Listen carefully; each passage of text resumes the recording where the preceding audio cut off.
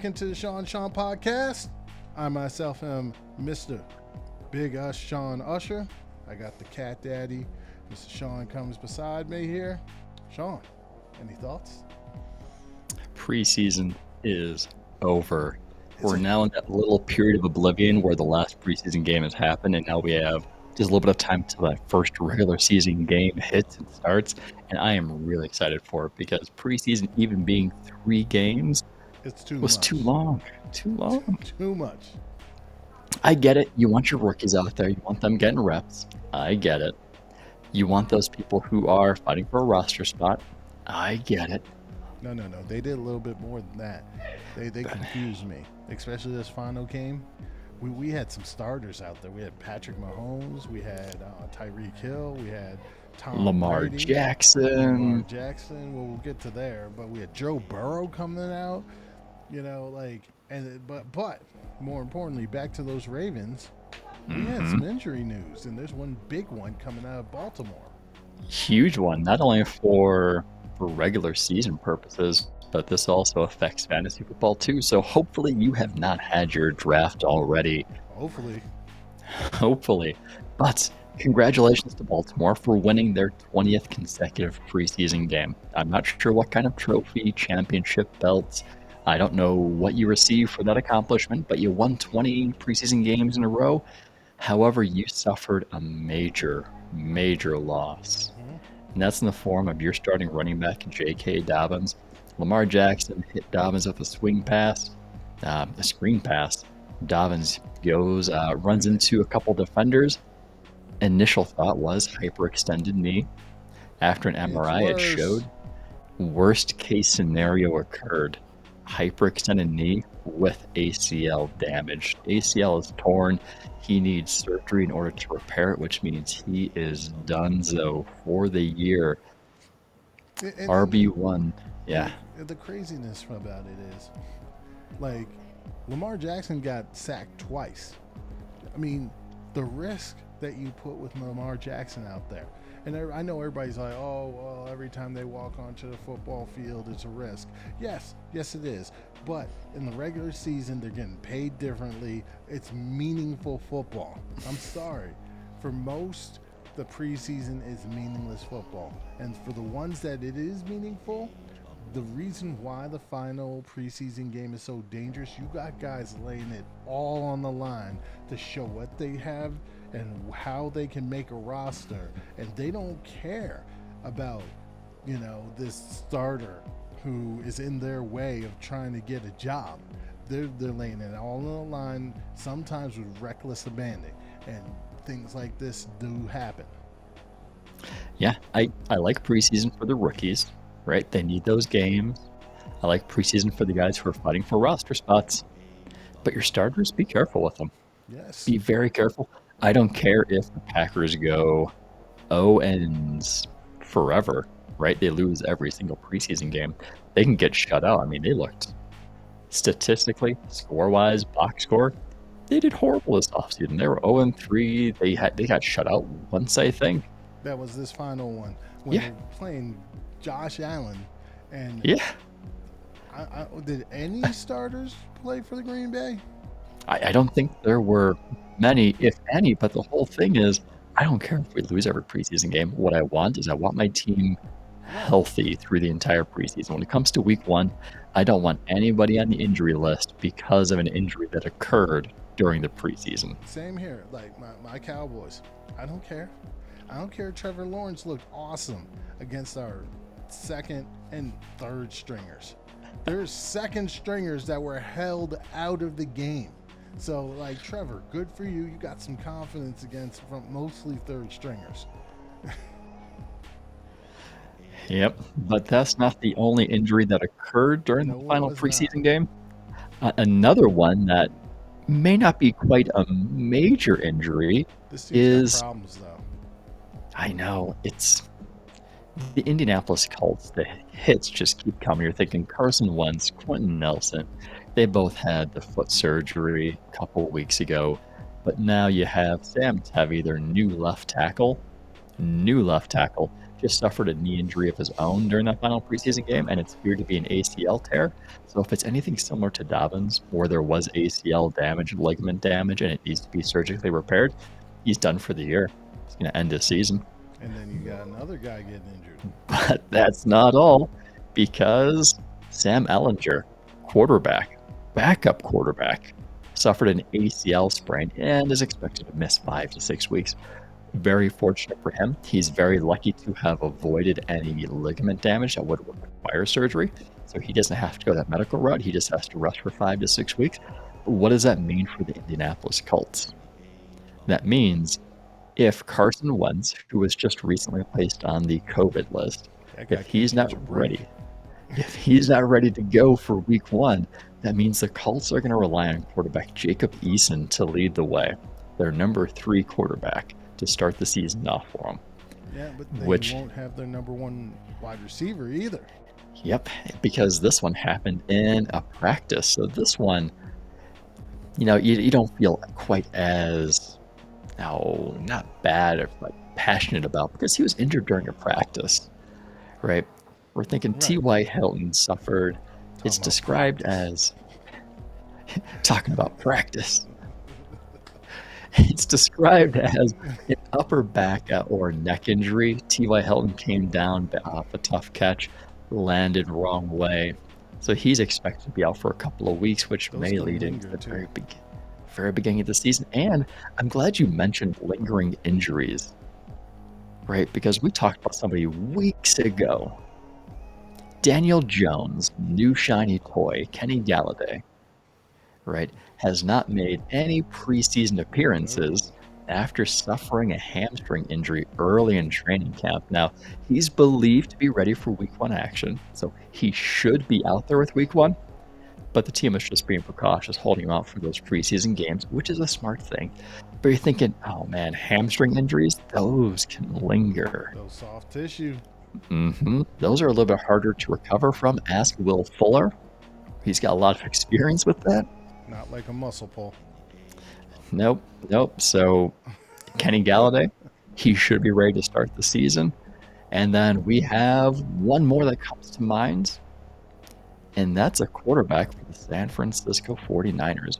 Rookie Trey Lance suffered what's described as a bone chip fracture in a finger on his throwing hand. Now, there hasn't been any detail about whether that's an index finger, whether that's the thumb. Based on the game, he took a hit to the hand and he was shaking off, holding his index finger. So it seems like it's going to be his index finger, which is probably a lot better than the thumb for holding the ball and throwing purposes. So there's not a lot of details that we have, but that does mean Trey Lance will be out for about the next week, and the regular season begins just over 1 week. So we all know Jimmy G was going to be the starter. Yeah. No matter what Kyle Shanahan says, I don't ever pick the starter. Shut up. Yeah, well, we kind of know by process of elimination right now if Trey Lance was pretty up and down during the during the preseason, and then now suffered this finger injury, and Jimmy Garoppolo's got the job for now. But we're going to get to some more QB battles a little bit later. We're going to get off of injuries now and go to a QB battle that was won by our rookie. And the surprise of probably the whole offseason, Cam Newton has been cut by the New England Patriots. Wait, that's the biggest one? I thought it was Michael Jordan. No. It's been a bad day. Just to back up a little bit, it's been a bad day for people with famous names. Michael Jordan, Michael Jackson, and Bill Murray all got cut today. You forgot one. You forgot Lamar Jackson. He got cut. Yeah, well, that cornerback.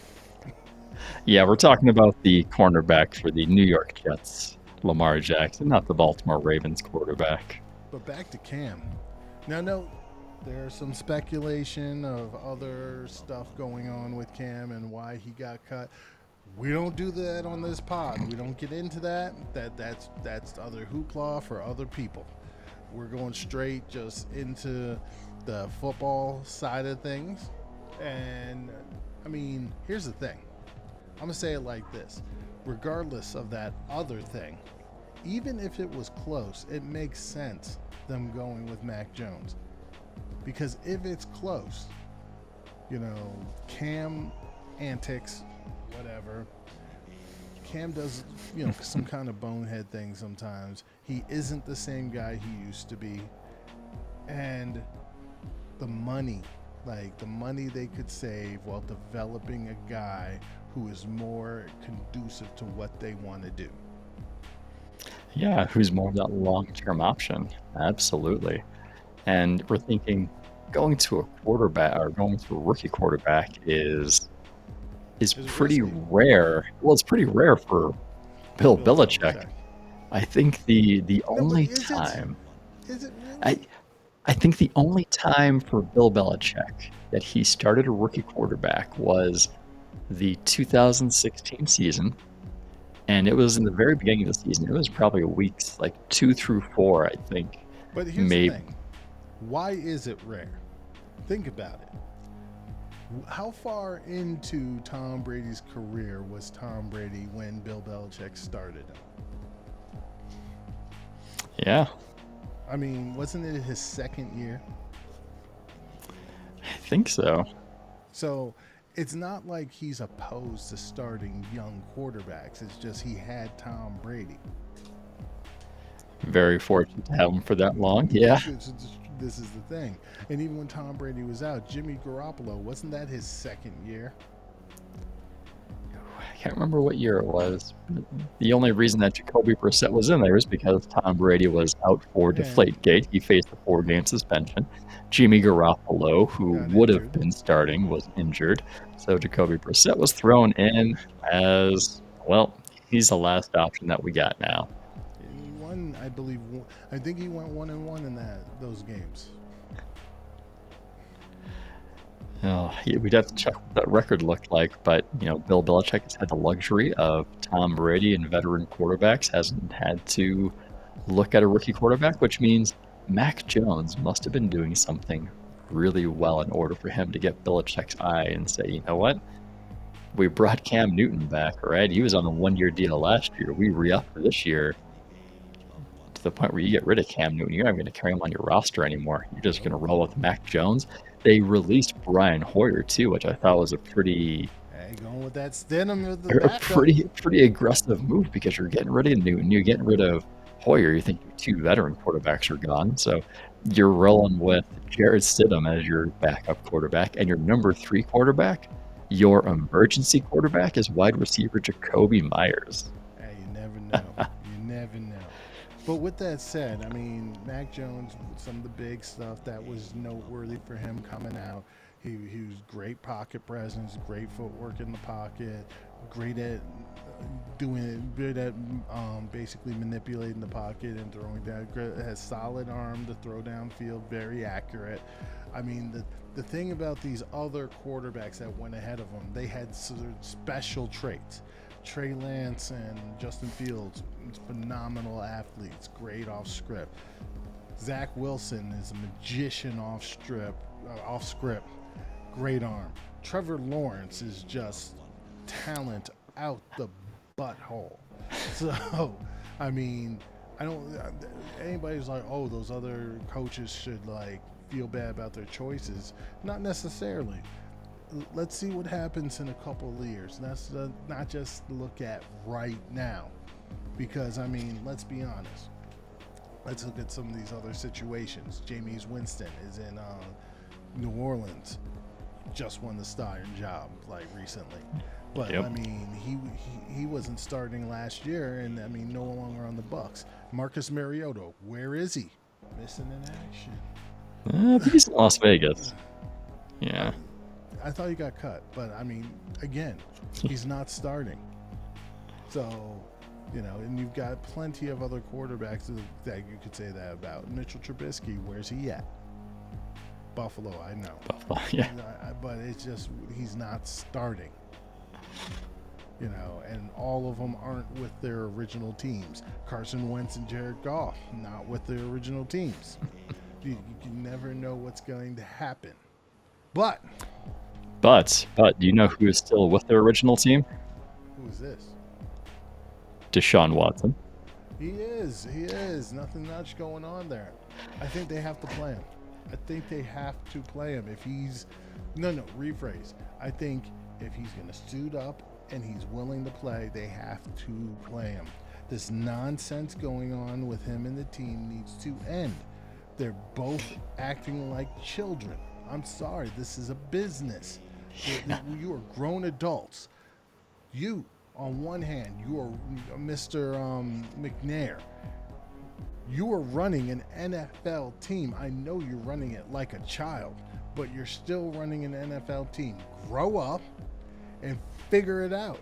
Deshaun Watson, you are doing something that most people in this world can only dream of, making a boatload of money doing it. Figure it out. Both of you sit down in a room and figure this out. Jeez. I'm sorry. It gets on my nerves when like people with too much money and with jobs that everyone else would love to have sit there and act like crybabies. The tough part is I don't think the Houston Texans are in the business of winning football games this season, so I have a feeling that they are going to sit Deshaun Watson. I don't know if it's going to be the whole season, but you're going to be paying him $10+ million to sit on a bench and be a second, third, fourth string quarterback, taking up a roster spot. If they literally sat him, they should have traded him. I don't care who to get something because this is stupid. I think the strategy for Houston is they want to maximize that value, and they're not going to settle for anything less than 3 firsts, 2 seconds, and then maybe a couple of players on top. They're waiting for that perfect offer. What is the point of sitting him? Play him. I know they have control over him. They can wait for that perfect offer to come in, because right now we're thinking Miami Dolphins are rumored to be the favorite because Miami is one of the teams that Deshaun Watson would waive his no trade clause for. So Miami's not going to sit there and bid against themselves, knowing that they're one of the only teams. Because we're thinking Carolina Panthers, they have Sam Darnold, and by everything they've said, they feel comfortable with Sam Darnold. Denver seems to be comfortable with Teddy Bridgewater because of that connection with George Payton in Minnesota. So those teams that Deshaun Watson would have wanted to go to, those other ones have options there that they feel comfortable with. Miami is really the only feasible option that Deshaun has more or less made known that he would waive that no trade clause for. So Miami can't give up more than than they want to, just because it's just them. In the meantime, if Tua breaks out, sorry. Hey, if they wait a couple of weeks and Tua breaks out, boom, they look like geniuses for holding out and not making that trade. Because last year Tua didn't look that bad at times with no weapons. Now he's got weapons, so let's see what happens. I think, as you eloquently and you put it, he has weapons out the butthole. Yeah. All right, moving on to some of the other cuts. Let's go to Brashard Perriman for the Lions. And the only reason why I bring this up is the Lions don't seem to have any wide receivers on their team. And now they have one less. Then we got Carl Joseph of the Raiders. Used to be a Raiders first-round pick. Then he left. I forgot where he went. Then he came back, and now he's on the street. Sorry, Carl. Benardrick McKinney was traded to the Dolphins from the Texans, and now he's being cut. And that was a recent trade. I mean, that was just months ago. Not sure what happened here. Sean, one of your former guys, Clinton Dix. The Niners, they're releasing him. I didn't even know he was on the Niners. Is this dude washed? He was just signed by San Francisco too. I think he just played a little bit in the third preseason game, but he couldn't stick around with the Bears. Who else did he play for? He played for the Washington. The Cowboys. Yeah, it's not looking good for him. His career may be on the downhill. Two guys the Saints just cut that I didn't even know were on the Saints. You had Trevor Siemian and Devonta Freeman. Both no longer on the team. Is Freeman done? Oh, that's the thing about running backs, though. They have such a short lifespan in the NFL because of the amount of contact that they have, the amount of Tell that to touches they Frank get. Gore.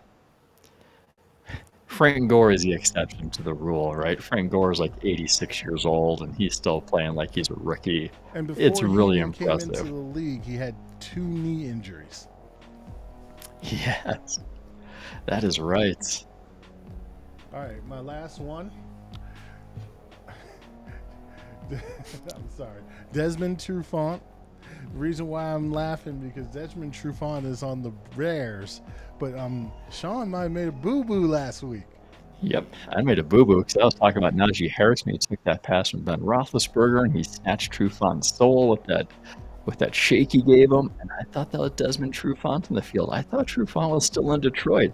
It turns out he's not, so I need to go back and watch that tape again and see whose ankles and soles did Harris snatch.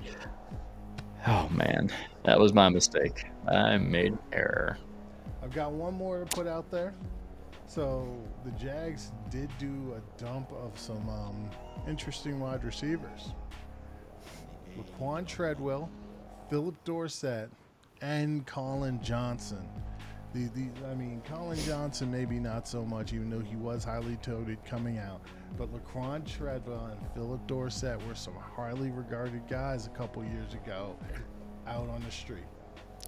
Well, Laquan couldn't stick in Minnesota, so Philip Dorsett, I thought he did pretty decent with Indianapolis. I thought he would have stuck around a little bit longer. You would think. You would think. Yeah. All right.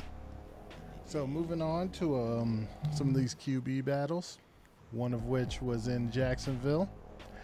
You know, they weren't willing to name the starting quarterback, and the next thing you know, somebody got traded, which told you who won that job. Yep. Gardner Minshew got shipped out. It wasn't Trevor Lawrence. Got shipped out to Philly, which tells you something else. I think Joe Flacco's kind of cooked also. Oh yeah, Joe Flacco is not looking too good recently. Nick Sirianni, head coach for the Eagles, had announced that Jalen Hurts was his quarterback one, which it really had been weeks in the making because even since early August, Jalen Hurts was doing everything that Sirianni asked him to do. He was completing it, getting it done. He only played in that first preseason game, but he had done everything. But the whole time, Sirianni refuses to name the week one starter. He even went as far as saying that it's too early to tell, or what were the words he said?